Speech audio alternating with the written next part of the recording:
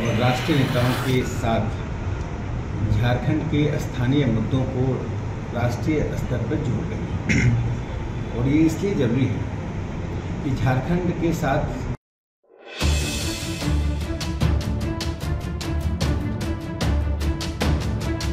पूर्व राज्यसभा सांसद और राष्ट्रीय स्वयंसेवक संघ के प्रचारक राकेश सिन्हा ने राज्य सरकार पर बड़ा हमला बोला है। जमशेदपुर के सर्किट हाउस में उन्होंने मीडिया से बातचीत करते हुए संथाल परगना सहित राज्य के अन्य हिस्सों में हो रहे घुसपैठ और धर्मांतरण के लिए ईसाई मिशनरियों को जिम्मेदार ठहराया है।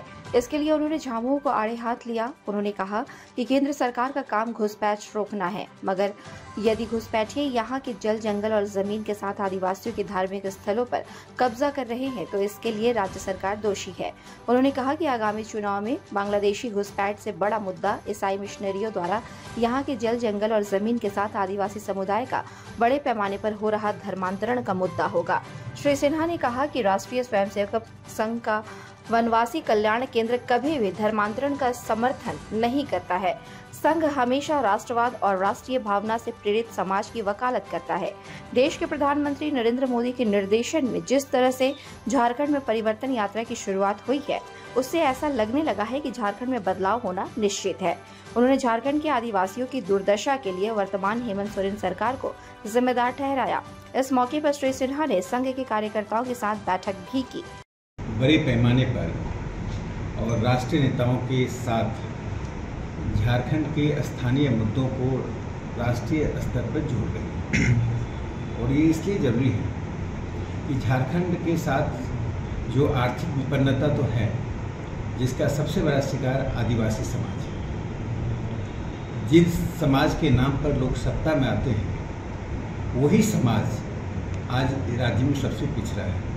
लेकिन जो एक बड़ी समस्या इस देश के सामने आ रही है, जो छिपी हुई थी, और इस चुनाव में जनता को इस समस्या पर बड़े तरीके से गौर करना पड़ेगा, वह है मिशनरियों की गतिविधियाँ। उनको धार्मिक स्वतंत्रता का अधिकार दिया गया। इसका तात्पर्य नहीं है कि धर्म परिवर्तन की फैक्ट्री झारखंड को बना दें। आज झारखंड कन्वर्जन की एक फैक्ट्री बन चुका है। समय आ गया है जब मिशनरी गो बैक। इस देश में मिशनरी की आवश्यकता नहीं। ईसाई समाज और मिशनरी के बीच में बुनियादी अंतर है। और मिशनरियाँ बाहर के पैसे से, बाहर के लोगों के द्वारा, बाहर की योजना से यहाँ की संस्कृति को, समाज को, आदिवासी समाज की मूल चेतना को, मूल आध्यात्मिक प्रवृत्ति को और साथ साथ उनके पूर्वजों के साथ उनके लगाव को तोड़ रहे हैं। इसलिए आदिवासी समाज को खड़ा होना पड़ेगा, जिन्हें हम वनवासी कहते हैं। इस पर भी उन्हें आपत्ति होती है, खड़ा होना पड़ेगा। दूसरा कि जिस व्यक्ति ने बिरसा मुंडा पर आक्रमण किया, उनको हम धरती आबा बोलते हैं, वे शहीद ही नहीं हुए, देवता की तरह थे। उस व्यक्ति का स्टैच्यू आज लगा हुआ है। क्या झारखंड की सरकार उसका नाम जानती है? मैं लोगों के ऊपर उस व्यक्ति का नाम छोड़ रहा हूं, उसका नाम को ढूंढे। शहीद बिरसा मुंडा पर आक्रमण हुआ, उन्हें मिटाने की कोशिश हुई। बिरसा मुंडा जी ने तीर चलाकर अपने आप को बचाया। एक साथ दोनों चीज़ें नहीं चल सकती हैं। मुख्यमंत्री जवाब दें उसके स्टैच्यू को कब हटाएंगे। यदि नहीं हटाते हैं तो वह आदिवासी समाज की अस्मिता, संस्कृति, इतिहास, विरासत के साथ हुए खिलवाड़ करते हैं। योजनाबद्ध तरीके से यह काम हो रहा है। और ये घुसपैठिए यहाँ आकर भोले भाले आदिवासी समाज की महिलाओं से मिलकर, उनका एक ही उद्देश्य होता है, यहाँ की जमीन जंगल पर कब्जा करना, और वही कर रहे हैं। और एक बड़े ही योजनाबद्ध तरीके से यहाँ के जनसांख्यिकी को, यानी डेमोग्राफी को परिवर्तन करने की साजिश चल रही है। और देखिएगा, जहाँ जहाँ आदिवासी समाज का आध्यात्मिक स्थान है, उसके इर्द गिर्द ऐसे घुसपैठिए बस रहे हैं, जिससे आने वाले समय में उस आध्यात्मिक स्थान को समाप्त कर सकें। घुसपैठी आ कैसे रहे हैं? बॉर्डर पर तो सेंट्रल की फोर्स रहती है। कानून और व्यवस्था राज्य सरकार का काम है। यदि मैं यहाँ आ रहा हूँ और मैं आकर यहाँ कोई उत्पाद मचा रहा हूँ, तो इसके लिए केंद्र सरकार जिम्मेदार नहीं है। वो आकर यहाँ जमीन कैसे ले रहे हैं?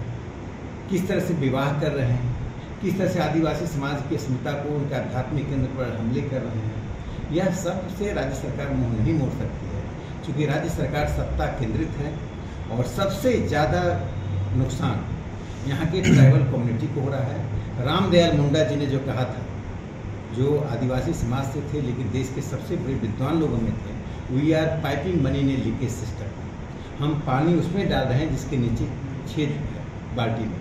तो झारखंड की सरकार वही कर रही है, एक हाथ से पानी डालती है और दूसरे हाथ से उस पानी को अपने घर ले जाती है। तो मुझे लगता है कि भ्रष्टाचार के शिखर पर है और सबसे बड़ी बात है कि इस भ्रष्टाचार के दौर में और वंशवाद के दौर में उन्होंने अपनी पार्टी के उन लोगों को भी अपमान किया जो इस पार्टी के निर्णायक थे, निर्माता थे। यह भारतीय राजनीति के लिए बड़ा दुर्भाग्य का दिन है। मुझे लगता है कि आदिवासी समाज को सजग होकर अपने हित के लिए और झारखंड के संवर्धन के लिए इस चुनाव में झारखंड मुक्ति मोर्चा को खाद फेंकना चाहिए। 2 तिहाई बहुमत से जीतने वाली है। हमारे साथ प्रदेश के लोग बैठे हुए हैं, गुरु जी में सब लोग। आज जिस तरह से पार्टी काम कर रही है, ये पार्टी एक लोकतांत्रिक पार्टी है। राष्ट्रीय अध्यक्ष JP नड्डा जी हैं, मोहन यादव जी मुख्यमंत्री हैं, शिवराज सिंह चौहान जी केंद्रीय मंत्री हैं और हेमंत बिश्व शर्मा जी एक राज्य के मुख्यमंत्री हैं।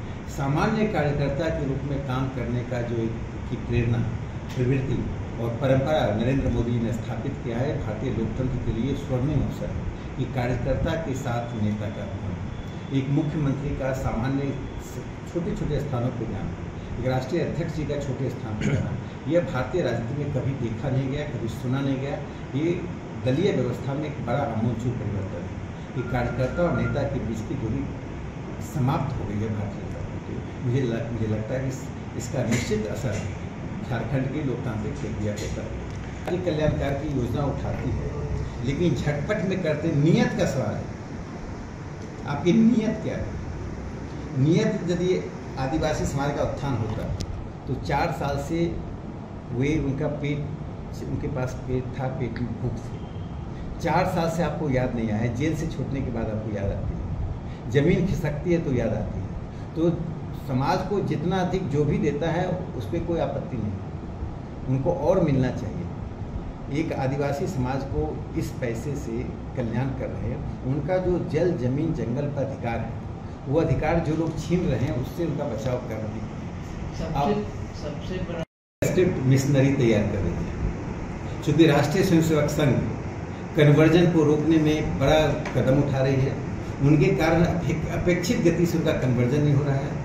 आप सेंसस का इतिहास, जनगणना का इतिहास देख लीजिए। 1872 से लेकर ब्रिटिश राज की जनगणना में जो बताया गया 100 गुना एक जनगणना से दूसरी जनगणना में 300 गुना आदिवासी क्रिश्चियन हो जाते थे। तो राष्ट्रीय स्वयंसेवक संघ ने वनवासी क्षेत्रों में, ग्रामीण अंचलों में जाकर, और संघ जो काम करता है निःशब्द काम करता है। शहरों में काम इसलिए दिखाई पड़ता है क्योंकि कोलाहल रहता है शहर में। तो गाँव में जो कन्वर्जन की गति रुकी है, आदिवासी समाज की आध्यात्मिकता को जो प्रबलता मिली है, उनकी अपनी संस्कृति को जो संवर्धन मिल रहा है संघ के कारण, संघ उनकी संस्कृति अध्यात्म को बदल नहीं रहा, उसको और प्रबल कर रहा है। यह मुख्यमंत्री का बयान मिशनरी के द्वारा तैयार होता है और अगले दिन में बोलते हैं। आपको ऐसा नहीं इस सेंस में है कि राष्ट्रीय स्वयंसेवक संघ का विस्तार पूरे देश में हुआ और विस्तार से भौगोलिक नहीं हुआ है, वैचारिक हुआ है।